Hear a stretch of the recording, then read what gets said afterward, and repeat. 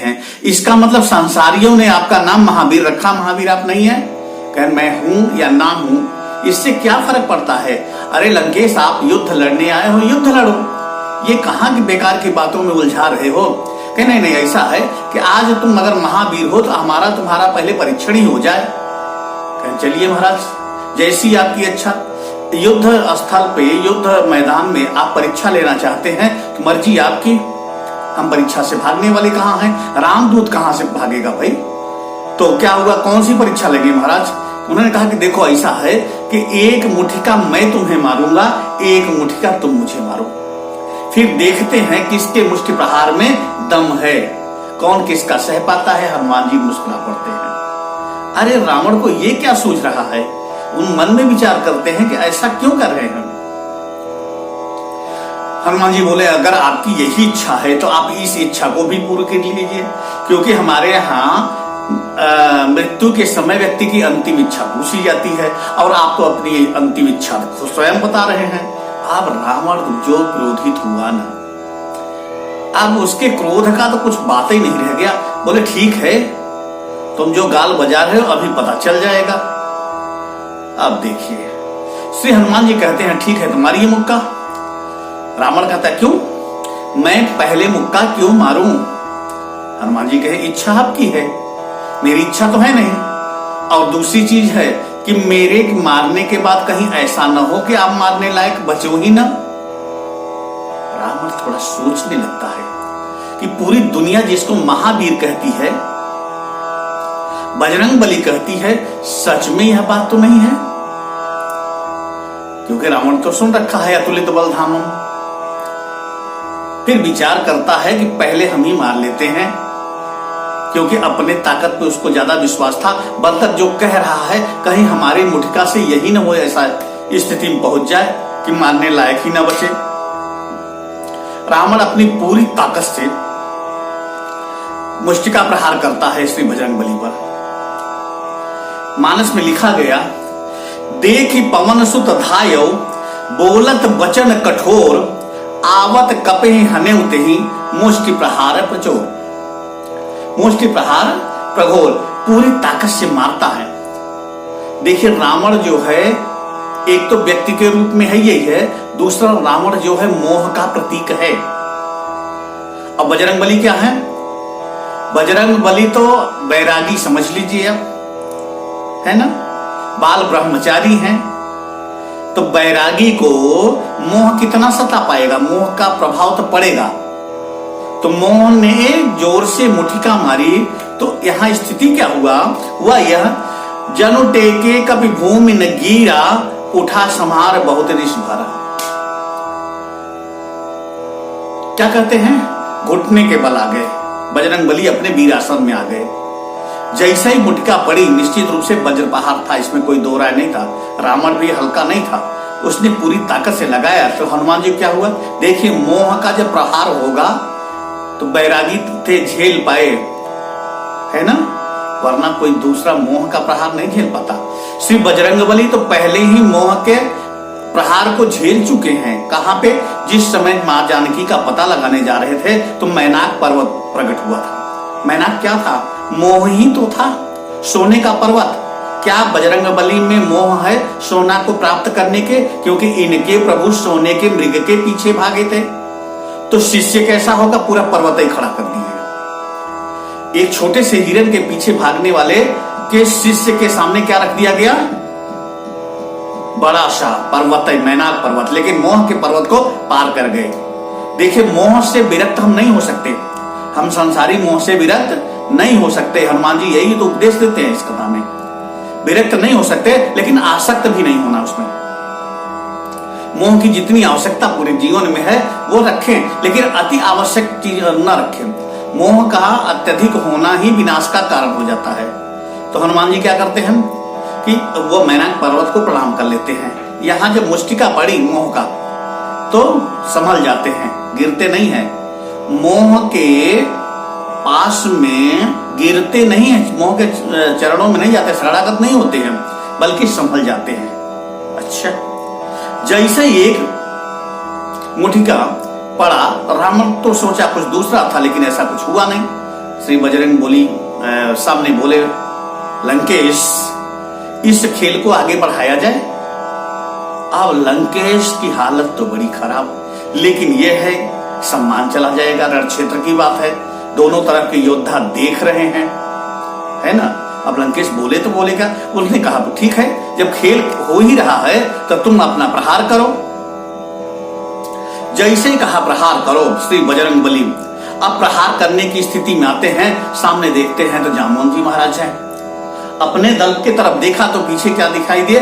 जामवंत जी महाराज दिखाई दिए। जामवंत जी जैसे दिखाई दिए, हनुमान जी को कुछ याद आया, लेकिन कुछ कहते जामवंत जी से कुछ वार्तालाप होती, तब तक लंकेश आवाज देता, क्यों रुक क्यों गए? डर गए? कहीं मेरे वज्र समान शरीर पर तुम्हारे हाथ जो हैं पड़े और यही हाथ है तुम्हारा टूट जाए, डर गए हो क्या? बजरंग बली जामवंत जी की तरफ से जो देख रहे थे, सीधा वो सामने आ गए रावण की तरफ। अब क्या था?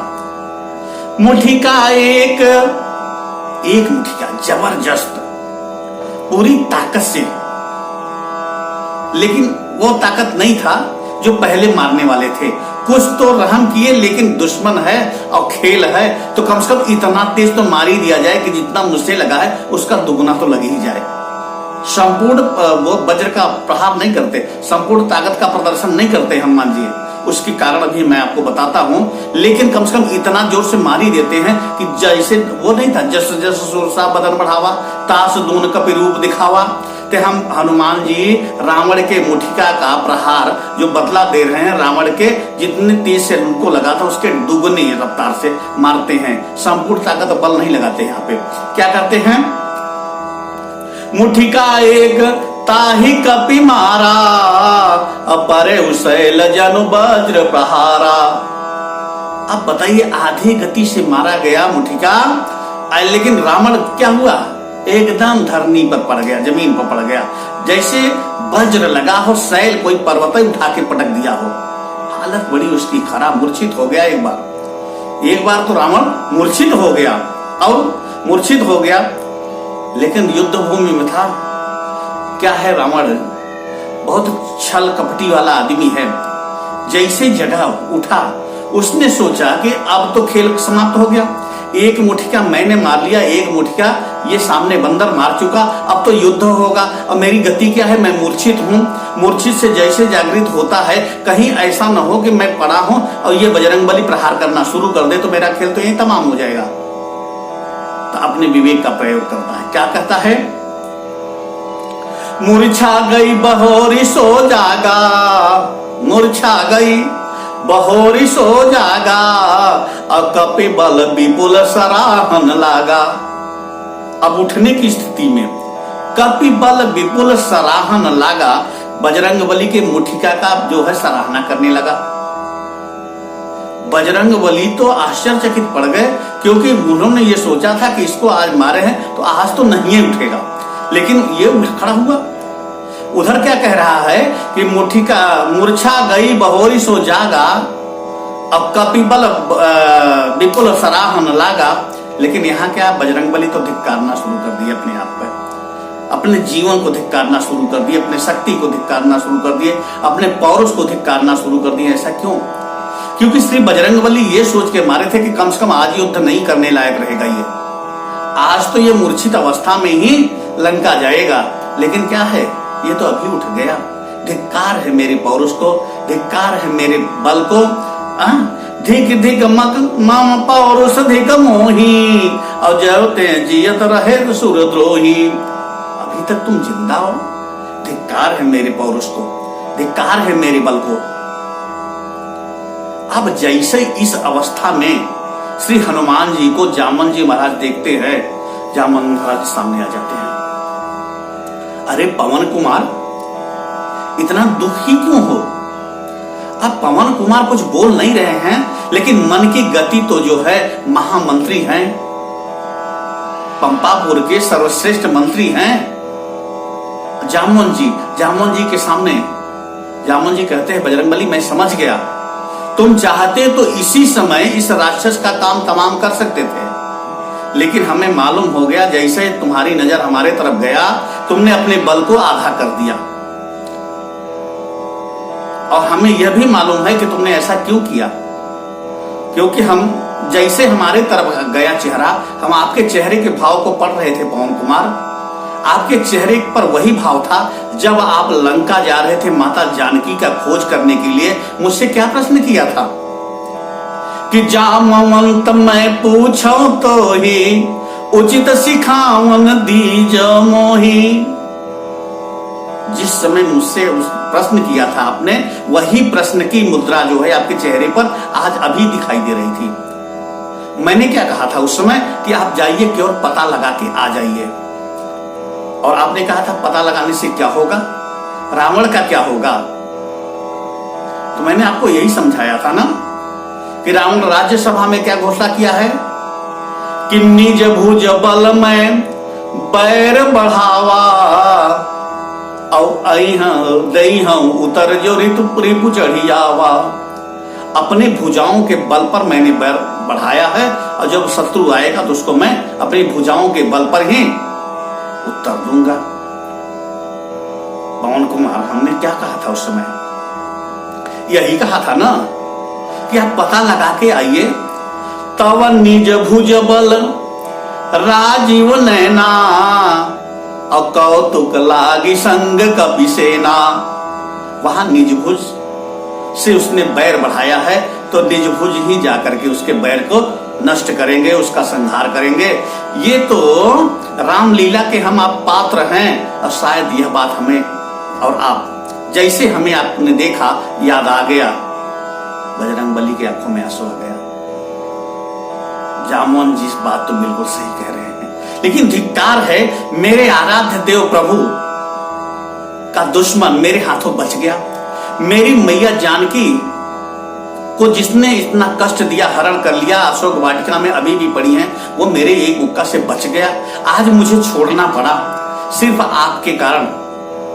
आपने कहा था राम काज लगता अवतारा, और राम का कार्य क्या है? निश्चरहीन करो मही भुज उठाए प्रणकीन। तो प्रभु श्री राम के काज में मैं विघ्न नहीं पड़ना चाहता था। यह बात सत्य है कि मैंने मुष्टिका उतनी प्रहार उतनी तेज से नहीं किया था कि यह समाप्ति ही हो जाए, लेकिन आज मुझे कष्ट हो रहा है। इन बाधाओं के वजह से मेरे राम का शत्रु जो है सामने जीवित पड़ा है। बाधाएं क्या है? प्रभु का कार्य है, ठीक है, प्रभु आगे इसको मारेंगे, अलग विषय है, लेकिन आज मेरे सामने ये जिंदा जा रहा है। मुझसे बर्दाश्त नहीं हो रहा है, मुझसे बर्दाश्त नहीं हो रहा है। जामन जी समझ गए, कहते हैं महावीर बिनवऊ हनुमाना राम जासु जस आप बखाना। आप तो महावीर हैं, महावीर को रण में यह शोभा नहीं देता। अपने बल और पौरुष को धिक्कारिए मत, बल्कि आपको और गौरव प्रतीक होना चाहिए कि आप अपने प्रभु के कार्य को इस क्षण भी नहीं भूले हैं, प्रभु श्री राम को इस पल भी नहीं भूले हैं। सामने दुश्मन था, इसके बाद भी आपके याददाश्त में जो